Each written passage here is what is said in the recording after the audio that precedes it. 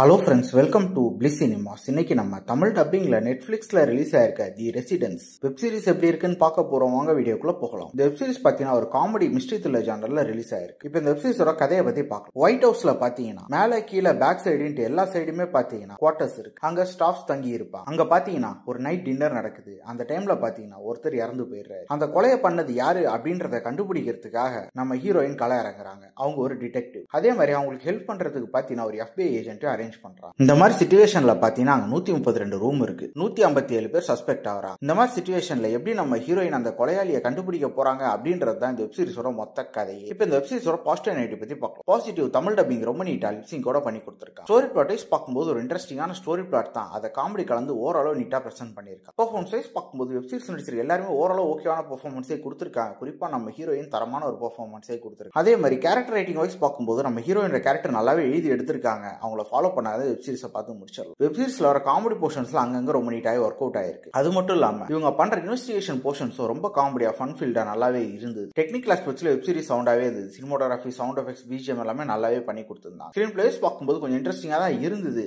ஆனா என்ன, சில சீன்ஸ் பிரெடிக்டபிளா இருக்கதான் செய்யுது. அது மட்டும் இல்லாம டியூரேஷன் கொஞ்சம் அதிகமா இருக்குன்றதுனால லேக் அடிக்கவும் செய்யதான் செய்யுது. மொத்தமா இதுல 8 எபிசோட் இருக்கு. ஓவராலா பாத்தீங்கன்னா ஒரு one time watch web series தான். வேணும்னா ட்ரை பண்ணி பாருங்க. இன்னொரு வீடியோல சந்திக்கலாம். தேங்க்யூ.